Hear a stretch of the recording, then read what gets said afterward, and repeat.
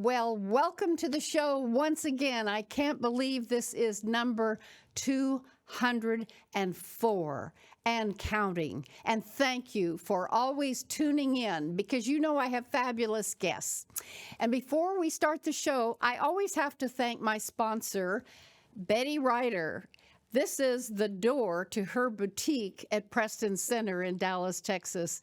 She always gives me fabulous clothes, and can you believe this necklace, this dainty little necklace? Listen up. There is a sale going on, so those of you who live in the Metroplex, go on over to Betty Ryder's at Preston Center and tell her I sent you, okay? So let's talk about today's show. I'm really excited because my guest today is Anna Xavier. She is a powerhouse in the podcasting world, and she was my first producer 8 years ago. So stay tuned. Welcome to our podcast, Doing It Right. This podcast reveals authentic stories from successful leaders doing it right. It's about their journey to become a leader, their choices, motivations, and lessons. In essence, how they built successful personal brands. Your host is Valerie Sokolosky, author of 8 leadership books and nationally known as an authority on executive presence and personal branding. Let's get started. Here's Valerie. Have any of you wondered if you could do a podcast? I've had so many people come up to me and say, how do you do that? And I say, simple. You just get in a studio and you start talking about something that you have an expertise in. And I remember very clearly that my guest today, Anna Xavier, told me so many little things when she was producing the first show. And one of them, Anna, you'll laugh at this, she was always saying, Valerie, sit up straight. Valerie, sit up straight. Anna, I'm sitting up straight. So here we go. Welcome to the show. Thank you for having me, Valerie. Yes, I mean, it's the first thing, right? Like an etiquette expert. Can you believe it? 8 years ago? Language matters. I just am thinking about 8 years ago, and you and I were in one studio. Things have grown around here, and the issues that we always talked about were always around leadership, but leadership that's authentic. And you said to me one time, I'd like you to talk about this, you said, you know, there is such a thing as loud leadership and quiet leadership. What do you mean by that? Tell the audience. Yeah, so it's funny that as leaders, we always see on the internet, on the offline world, we see a lot of people having really big personalities and being loud and kind of like, putting their foot down and this is how you do it and all of that. But I find that when we're looking at leadership, there's so many nuances in what it looks like, right? And for instance, for me, like I never thought I was a leader, but like I always led in the places I worked at and lived in, and I always kind of the one like nudging people along. And I think that it's really important in a time where we really appreciate diversity in so many ways, right? Living life differently. And I think that we can be big leaders, visible leaders, and quiet leaders. And that's one of the things that I really want the audience to think about is like, are you leading? Are you making the place you are at, your relationships better? Because that really matters. And I think that we can really encourage people along, and it doesn't need to be a big, bold thing. It can be small and incremental change that we can do. Right. That's so good, Anna. And it has to do with our family too. What are we doing to be an influencer? Because really, when you think about it, if you're a leader, you are having people follow you. Hopefully, if you turn around, no one is, then that's another problem. But they're following you because you have something to offer. You have something that they want to learn from. You have wisdom. You have expertise. You have the ability to help someone grow and grow in their own expertise, I would say, but in their own way of doing things. You said to me one time, Valerie, podcasts are a powerful way for self-discovery. What have you found now that you're a podcaster about self-discovery? Yeah, so I think that podcasts, when you're using them as, your thought leadership, when you're using them to discover yourself in so many ways, can really help you understand yourself a bit better. And again, there's therapy, there's so many different ways and tools for us to get self-discovered and coaches. But I find that when we're looking at creating a podcast, I've done many, many podcasts since my first podcast back in 2008. And all of those were like very different, right? Some of them were about arts and culture. Others were about discovering what was going on in your city. Others were about music. But when I launched my own podcast about like podcasting in 2023, after coaching so many people, I realized how much of myself I was discovering through doing shows and talking about the things that I knew at the time. But I find that as a podcaster, as an entrepreneur, they go hand in hand. And so, what kind of host do you want to be? What are the values that you want the audience to learn from your show? What kind of thought expertise do you want the world to have? I normally say that your podcast is your legacy. And it can really be, again, going back to the quiet leadership, your podcast can be your quiet way, even though you're talking to the world. But it's if you don't like going to events and kind of like having really big presence, a podcast can be your small way to contribute to the world because you're sharing how you see it and helping people see it differently. And you don't need a big podcast to make change. I actually joke around that when I was just coming back from being in London, and I had someone from South Korea come to me because they follow my account online, and what a joy it is. And this happens all the time. My podcast is not even, like I don't even hit 1,000 downloads per month every month, but it's still changing the world. A lot of people come to me and say, "Hey, I listened to this episode. It really changed my perspective on this or that." Like, what a time to be alive. Oh You don't my need goodness. to write a book to get that impact and to learn about you. And you're writing a book, aren't you? Yes, I am. Tell Um, us. Valerie, don't ask me about the book because I don't know it myself. I'm at the phase because everything I do as a strategist, I find that we always have to think about like what does this one piece of content or this one action contribute to the world and contribute to the business. And so I'm in the research phase. I'm an expert in marketing, in podcast marketing, should I say, in content strategy, but also a lot of what I do is mindset. I mean, not just any mindset, the mindset of podcasters. And so I'm trying to figure out within all of these elements what makes sense for my brand. That has been really interesting. And again, something that I wouldn't have gotten to had I not done over 104 episodes now. So that has helped me really figure out what my voice, what are my values, what do I stand for.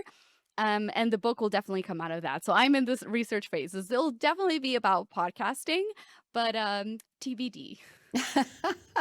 Well, I have to tell you, after 8 books, it's like giving birth to a child each time. It hurts. But it's so worth it. So you just go for it, lady. You said this, you've got so much experience, Anna, in everything podcast wise, digital marketing, radio podcasting, and across 3 countries, Portugal, London, and of course the US. So I want you to talk about taking all of that together, and what have you personally learned that's really been maybe even changed your life? You talked about your perspective and your mindset, but is there any one thing that has hit you really deeply? Oh, so many. Valerie, you should have asked me this question before the interview. I'm like, so many moments. Um, I think to me, I try to live my life very authentically. And I find that that is something that really, really gets people connected to your brand. So when I launched the podcast space, I knew that I wanted to create a brand that was very connected to who I am as a person, because when you start growing a brand, you have so many questions. It's so hard to grow in so many different aspects. But if you already build something that is very naturally close to who you are naturally, it's going to help. And I find that seems to be weird for people to be like, wait, but like, I I never thought about it as a logical step. And again, if you have a podcast, if you have a brand, if you have a newsletter, if you have, social media, I find that people get really surprised anywhere I go that I am exactly as I am on my content. And so it speaks to a lot of what you talk about on the show, right? About authenticity. But so many people still struggle thinking that that's a viable way to run a business and to create a brand online. I find that trust is there when people meet you and you go, you sound exactly the same, you behave exactly the same, there's no ego. And so that does so many wonders. And I wish more people, did that, because that really, we have so many, I would say, insecurities as leaders, as business owners. But when we know intrinsically that we're doing exactly things the way we believe in, it really makes everything easier. And it isn't hard. You just show up. Yeah. You've got an area of expertise. You care about what you're doing, and the conversation flows. I've had also, Anna, so many people say to me, oh, you have to have an extroverted personality, and I don't. Or, oh, I have to look perfect every time. I'll never forget, Anna, one of the times early on when you were producing this show, and something was a blub, and you said, no, leave it in.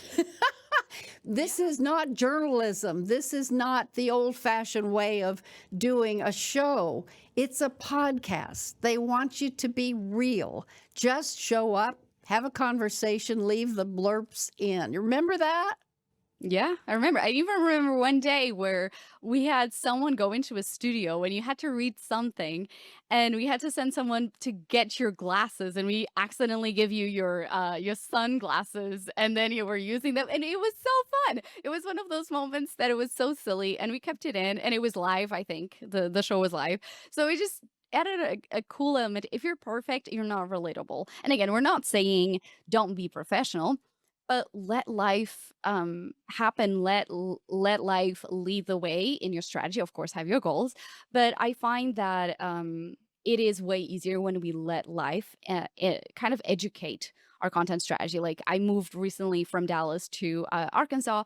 I included that in some of my content, and I made that whenever I was talking about content strategy. Like, what happens when you have big decisions coming up, and maybe your focus isn't there, maybe your time isn't there, right? Like, what do you do? And I was like, well, this podcast is turning from episodic to seasonal, and so many people resonated with that. And it didn't mean that I was not an expert. It meant that they were leaning into what was going on in my life as much as I was, and that created a ton of engagement. And I'm so thankful for that, right? Like, you can't make up these moments in time. You're documenting, but you're really being honest with your audience. And I think that in any medium, that is super important.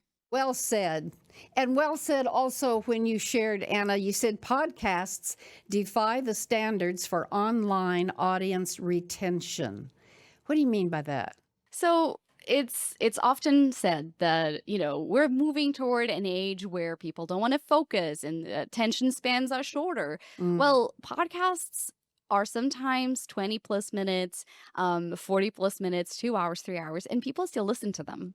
So if we want to spread a message or share our expertise or share our vision of the world, podcasting is such a great medium to go in depth, because social media is very faint, right? Like, it's kind of like, get people in the first 3 seconds or then they'll scroll away. Or start with a strong hook. And with podcasting, yes, of course, have a clear idea of what the show is going to do for listeners, what's the goal for every episode. But people are happy to keep you along. The retention for attention, the customer, the audience retention is so much bigger in podcasting than any other medium. So if you want to go deep and meaningful, a podcast is the best way to really create that legacy. And I'm thinking too, Anna, about going back in time, how you said, Valerie, just as you said, the word is authentic, but just have something to say. Well, now that means preparation. I don't want the audience to think, and I know you didn't mean this at all, that we just get up and start talking. Talk to us about how much preparation we have to do before we ever show up. I want people to understand that, yes, you've got your goals, but what do you do? So I actually have, again, depends what goal your podcast is trying to help you get Hmm. to, right? So just like a marathon, you have different ways to train for it depending on your needs and your capacity, your time, your money. Same with a podcast, right? Like you have to determine exactly how that podcast is going to help either the audience or yourself get to your goals.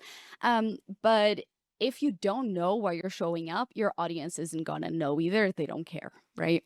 So I always start with what is this podcast gonna help me achieve, or what is the problem that I'm helping the audience achieve? So, for instance, clear example: if my goal is to create a piece of content about how to leverage your thought leadership in podcasting, um, why do I want to create that, right? And so that will inform not only how I start the show and how that show will resonate from the very first minute with the audience, but then how that episode flows, right? Like, what am I teaching them there? Like, what is relevant, what isn't? And then if at the very end, what is the call to action for the audience? What do I want them to do, right? If I have my coaching and strategy business, if I want them to end the episode listening and going, wow, like Anna really knows our stuff, I should go and hire her, it's going to be a completely different flow than if my goal is, oh, I've heard that, this is something that my audience keeps talking about, how they really have no direction.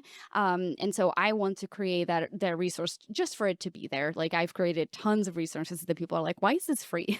I feel like this should be paid. And I'm like, I want this resource to be actually, for instance, if I'm meeting with a client, we don't have to talk about this. You can listen to that 15-minute episode and have all the information that you need, and then be ready to ask me the questions that, it's the next step, it's the customization that you're there for. But I find that a lot of people don't have the clarity on why they start talking. They're just like, oh yeah, like just yourself a good microphone, a pretty microphone and a good camera, and just talk, and they will come, right? Like it's not like that at all. So I think having that idea of like, I am here to serve the audience, but also we are not owed an audience. And I think that that is very important for people who are considering having a podcast, or like looking at why the podcast isn't growing, is because a lot of times they're not having respect out of the audience's time. And so if I listen to a podcast as an audience member, I want to make sure that I am learning or I'm getting entertained, but there's clarity in there. So I think that just showing up and talking is definitely not the way. You just triggered something, and that is it has to be interesting. And I know also how the brain works. So I'm going to play something here, Anna. I'm going to give you, 4 or 5 or 6 words. You ready? And I want you to give us what first comes into your mind when I say this word. And audience, think about what you would say. Are you ready, Anna? Hmm. Okay. Think. Think. Intentionally. Okay. Relax. I don't know. Relax. That's not a state of mind. Do you ever relax, Anna? Oh, well, I think about gardening when I'm What relaxing, to be honest. What do you do when you relax? What do you do? Yeah, I garden. I cycle. I just craft. That's what I think that's It's like one fun. of my things. Yeah. That's more talent. There you go. Funny. Stand up. Let's see. Work. Passion. Oh, I would have said the same thing. That's great. Overwhelm. Unnecessary. Like that. Chocolate. Delicious. Uh, Parenting. Difficult. One more. Success. Achievable by everybody. Oh, that's great. Thank you for that. Okay, let's get back to some of the topics. One of the things that I wanted to talk to you about is some of the challenges that we have as podcasters. And I know one of them is getting sponsorships and getting engagement. And that's one of them that is interesting to me, engagement. I always say to the audience, say something in the comments. Let me know this means something to you. There's a excuse me. There's a hesitation, I think, for people to do something with the information unless the call to action is very clear. And sometimes even then. So share with us the importance of why we really need for people to make comments, to let us know what they care about, to even make suggestions. What do you think? How do you handle that? So, you mentioned sponsorships. I definitely want to come back to that because I had a guest on my podcast that was just incredible. I actually had the book here, but it's a little far, but I can't reach it. But I think that with engagement, it has to start with you, the host. And oftentimes, we want engagement, but there's nothing about the show. Again, one thing is to have a call to action, but I want everyone to think about the amount of times they listen to a podcast. And the amount of times they actually told a host, hey, I really listened to this episode. It was so meaningful. It changed my life. Or just like, hey, great show. How many times do you, as a listener, do that? I'm going to not wait because I know the answer is like 0.1, or maybe you never reached out to your favorite podcast host. Huh? So I think that while there's nuance there, right? We really need to think about how we behave as podcast listeners. So we don't message our hosts every day. So as podcast hosts, we cannot expect that. But what really drives engagement is emotional resonance.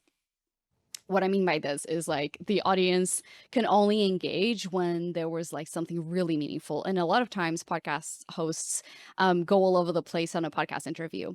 And so by the end of the interview, or if an interview is maybe 2 hours long, by the end of the interview, you can't remember about 20% of what you just heard, right? So you can feel sometimes like people don't know what to say. But podcast platforms like Spotify and, on social media platforms, you can really engage with people there. But I find that I will challenge everyone who's thinking about they don't have enough engagement online.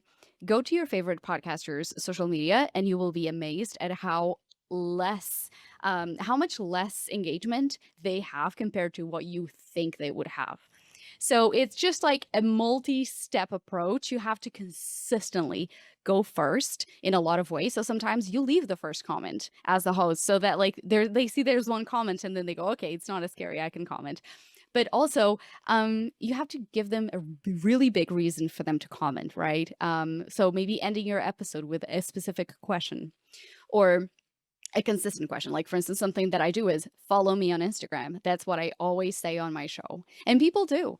And a lot of times people message me for the most random things. Like I may be sharing really intelligent strategies for podcast growth and people don't really engage. But then I share a photo of a cat and I say, like I'm joking and I'm saying like, oh, this is like probably your audience getting really annoyed at you for not talking to them on social media or something.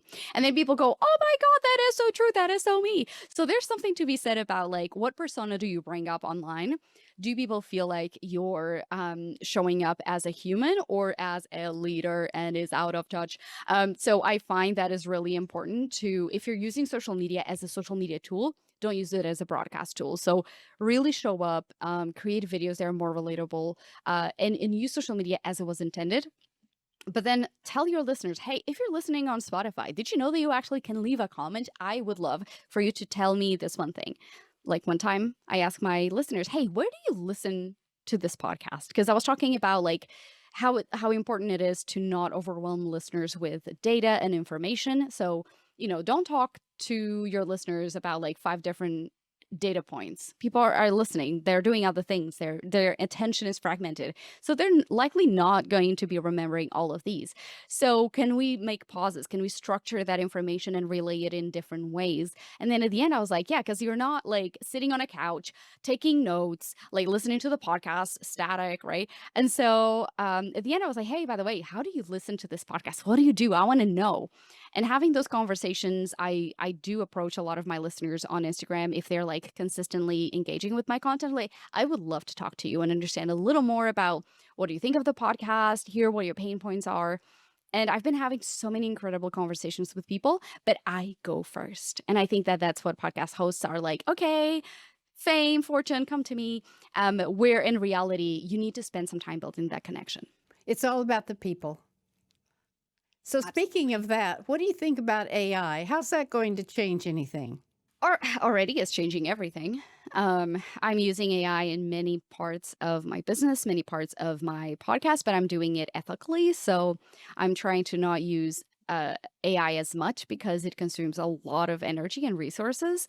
So that is what I'm doing. I'm doing it, for instance, for writing things like writing my show notes to help me get discovered by new listeners.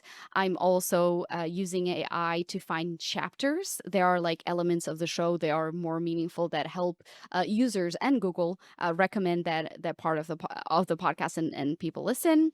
I'm using AI to help me correct some of my grammar because as a non-English native speaker, a lot of times my grammar goes all over the place. So simplifying those elements, things that I would like, I used to write show notes from scratch and it would take me like at least 2 hours. So I'm streamlining my process like that. But I think that something that's been mentioned multiple times in podcast conferences has been every tool now has AI, but you should never use AI to replace your human quality. So for instance, be strategic about the content strategy. How do you open it? Like find information about your guests, but like don't use AI to ask the questions that you would be thinking about, right? Yeah. Or don't use AI to create a version of yourself. Like I've used AI one time because I misspoke, and I mentioned the name of my guest incorrectly, and so I was like, oh my gosh, I can't record anymore because continuity wise, it would have been really weird. So I just had AI change that. So, but I didn't get AI to do my own thing. It only makes sense if you're a business owner who's making like millions and millions of dollars and you don't have the capacity to record a podcast episode. But other than that, continue being human. I think that that's important. And along with that comes authenticity, right? Absolutely. Anna, what do you do just in business? I think this is a question all of us would love to know. What do you do to gain mental toughness when you don't really feel like getting on whatever the task is, whether it's doing a podcast or writing or getting ready for a meeting or what, and the mental toughness just isn't there? What do you do? I tell myself I have to. I always think about like, I maybe don't want to record a podcast episode because I'm really tired, but it's better than having to go door to door and sell my services door to door. So reframing, that's what I do. Reframing. I like that. We have to reframe a lot, I think, these days. When the fact that you have other languages in your pocket and you are multicultural, has that helped in how you approach doing a podcast? All that vast knowledge that you have in your pocket? It always affects, right? I think the more knowledge we have, the more it influences how we view the world. For instance, I have listeners primarily in the US and the UK and Canada, but my community in general is actually global. I have clients from all over the world, from Australia to Thailand to Mexico, and it's just awesome that I get to do that. So whenever I create content, I keep that in mind. I keep that in mind that if I'm talking about acronyms, I know that maybe other people don't know what that is. I try to not use slang, or if I use US specific words, I try to counteract that, like, and say maybe like 2 other words that are not so specific, so that it really helps my audience get there. Because I don't like when I listen to a podcast host, I'm like, I have no idea what that is. I'm feeling dumb right now. So I always keep that in mind. I know my audience has a breadth of experience and coming from different places. So I make sure that I include that in everything that I do. And that's actually one of the things that I find super important, that people feel really like they resonate. One, I'm a woman, I'm an immigrant. I'm doing content. I'm building a business in a language that isn't my own, and I built it from scratch and in a country that was new to me. And I find, well, not so new because I had been there in the US for a while here, but But I find that it really is inspirational, even though for me it's not inspirational because I'm just like, I'm just doing stuff. I'm just doing things. But for a lot of people, they see, oh, wow, you're trailing. Like, I see you do that. And I see that that's possible for me. So that to me is the impact. Being able to hear it from my audience that has helped them immensely is fantastic. Well, you're doing incredible work, lady. You really are. And to your point, people are wanting to do podcasts. What would you say to someone who's listening and thinking, I want to do that, but I don't even know where to start? Where do you start? Well, start with your why. I think that's very common for a lot of strategists to talk about it. And again, what's your why? Why do you want to do this? And be realistic about your goals. How soon do you want to achieve them? Because for most podcasters, you don't achieve your goals immediately. It's a long-term goal. We call it like a marathon, not a sprint. Right. And so I think it's really important for people to think about be in it for the right reasons. I normally say a lot of people start podcasts, not that many people maintain podcasts. And in fact, Valerie, you're saying that you just hit episode 200. Only about 5% of people that start a podcast actually reach episode 100. Wow. So it's a huge milestone. I'd say it's definitely worth it, but be realistic.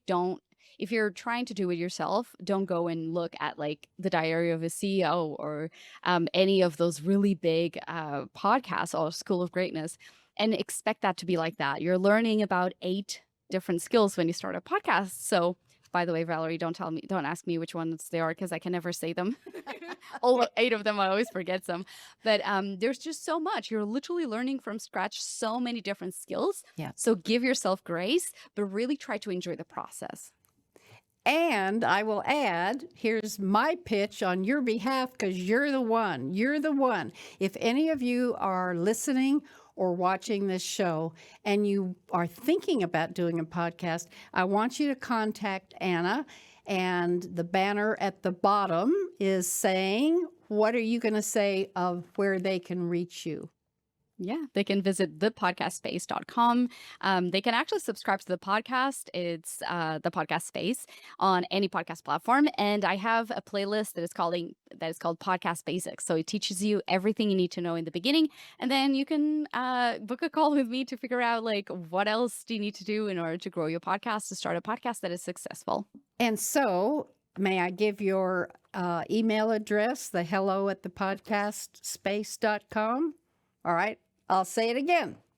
If you want to talk to Anna, and you should, if you're thinking about maybe hitting the road and getting in some kind of a studio, even if it's at your kitchen sink, you need her help. And she'll do it for you and teach you how to do it because that's who she is and that's what she's doing and that's her business. And it's hello at thepodcastspace.com. Anna, this has been incredible. Thank you for showing up after 8 years. And did I stand up straight enough? You did. Okay. Made me proud. You made me proud. Oh, good. Well, hang on for just a minute because you also know that I leave with a VALERIE'SM, and let me give you what it is today. Continuous effort, not strength or intelligence, is the key to unlock your potential. And I think we've talked about this on the show today. Don't get all hung up on what you don't think you have or the experience you don't think you have experienced yet. Just do this. Get out there and continuous effort, not strength, not intelligence. That's the key to unlock your potential. And one more thing before we go. If you, audience, have a question that you want me to answer about anything in my expertise, which is etiquette and executive presence. That's who I am. That's what I teach. That's what I do. That's what I write books about. Anything that has to do with executive presence. And I just want you to email me and ask those questions, Valerie@valerieandcompany.com. But also, hey, you know what? I will answer the phone. My phone number, 214-502-3334. I'll answer it. I'll talk to you. I will be happy to do that. In the meantime, if you've enjoyed this show, please hit the red subscribe button, leave a comment, and better yet, pick up the phone and tell me. I'd love to talk to you. Until next time, just be sure you continue to do it right. That's the name of the show from the book, Do It Right. Let's continue doing it right. Until next time. Bye for now. Thanks for listening. To receive Valerie's voice, free monthly leadership tips, and to learn more about her leadership programs and coaching, visit her website, valerieandcompany.com. Next week, we'll be here again to inspire, engage, and equip you with teachable points of view from successful leaders who have been doing it right. Until then, lead authentically.